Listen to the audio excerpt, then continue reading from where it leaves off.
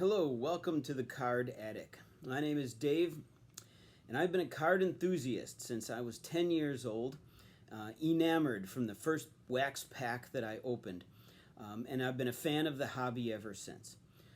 I've watched several videos recorded by card enthusiasts over the years, and I'd like to put a little different twist on it. So since this is my first video, I figured we'd start off with the first year and the first set that I collected. So let's go to door number 1.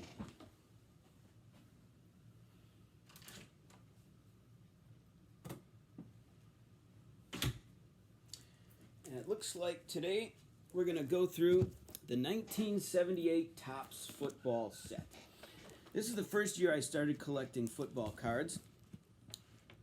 I was 10 years old, and I would run around the neighborhood collecting old bottles, beer bottles and soda bottles, and go to the beer depot and trade in the bottles, exchange in the bottles for cash, which I would immediately then turn to buy cards.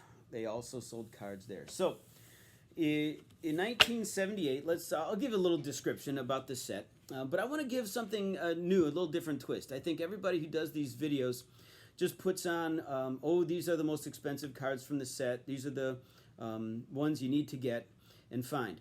But as a card enthusiast, as a fan of the hobby, I look at each card. I look at each individual player. I try to find out something unique, interesting, something maybe I can catch that other people might miss. And so I'll break down, first of all, just the basic set information, like many people do, but putting a little different slant on it. So, 1978, Topps produced just one series, 528 cards. They sold in wax packs of 14 cards a pack, and I was able to get them for 20 cents a pack, so I could get 4 packs under $1 back in 1978. And because I was only 10, I did not save the wax wrappers. No, gone. I wish I would have. I was 10. What do you know? The set is broken up, like I said, 528 cards. The first 6 cards in the set are highlights cards, and I'll talk a little bit about my questioning the Topps company and their choice of which highlights to produce. They have 3 playoff cards. They got the AFC Championship, NFC Championship, and the Super Bowl. Those are cards 166 through 168. They have 6 league leader cards in the different categories there. Those are 331 to 336. There are 5 checklists placed randomly throughout the set. And then the last 28 cards of the set, 501 to 528, are the team leader cards. And on the back of each team leader, they have the players issued in the set. And on the front, they have the 4 team leaders. And that leaves 480 player cards issued in the set. Of those 480 player cards are 97 rookie cards. Wow, that means almost 20%. Well, that means 20%. One of every 5 player cards is going to be a rookie card. So this set is loaded with rookies. There are 57 Hall of Famer cards in this set as well. And as the NFL continues to add some of the old timers, there might even be more as we go in. Some things people don't know is there are 7 Heisman Trophy winners in this set. And if you include Archie Griffin winning it twice, then you can count that as 8. There are also 12 past and future NFL MVPs in this set, and I'll show you a couple today.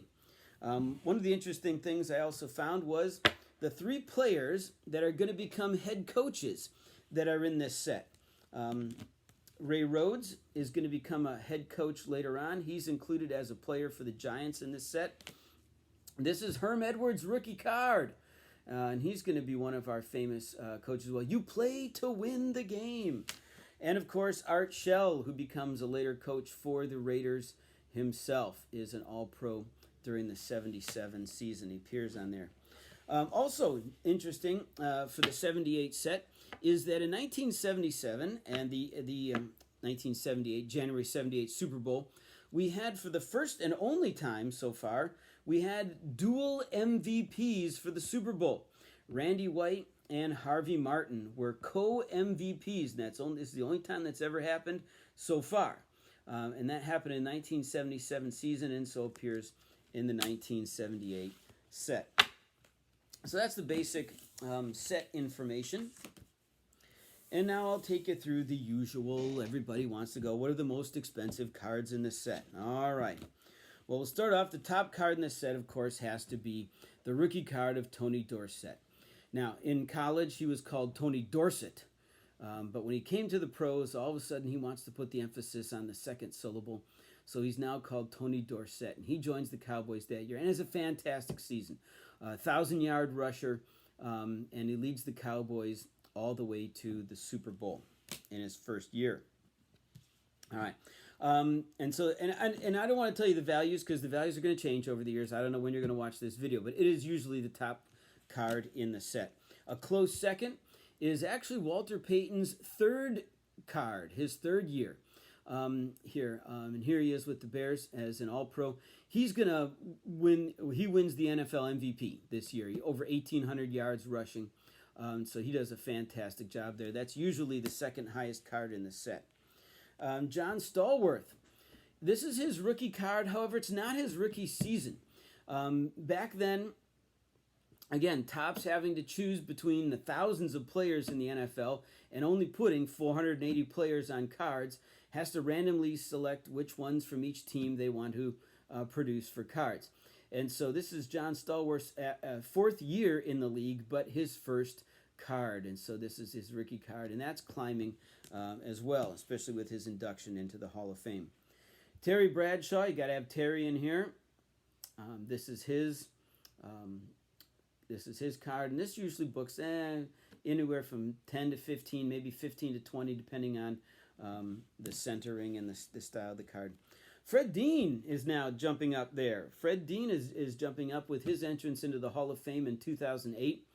Prior to 2008, this card was $1, $2, $3, but it jumped into the teens and the 20s after his entry into the Hall of Fame. You got to have Roger Staubach. You have to have Roger Dodger in here. He's one of the highest priced cards in the set. And funny enough, if you look at the background of Roger Dodger here, the head of photography, Butch Jacobs, for the Topps company back in 1978, asked all the Cowboys players to pose in a similar fashion, a similar place. And it looks like this is their practice field with a hotel in the background. And so you'll see that on several of the Cowboys cards this year over there on the practice field. Steve Largent, in only the Seahawks' second year, and his second year, there is still a highly ranked card as he goes into the Hall of Fame. And so Largent's one of the top ones there. Kenny the Snake. Stabler, the Raiders are on a great run in the mid-70s to late 70s.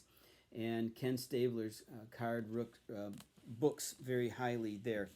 And even Walter Payton has his second card, the highlights card number 3 in the set, en route to breaking a NFL record there for 275 yards in a game, and I'll talk more about that when we get to the highlights section. This concludes part 1 of episode 1, my review of the 1978 Topps football card set. Thank you for visiting the Card Attic. This part included Topps set information, fun facts, and the top card values. If you have any comments on which particular segment you like or you appreciate, or more information you'd like from the set, please put them in the comments. I'd like to know your thoughts. This has been the Card Attic, and parts 2 through 5 are coming later.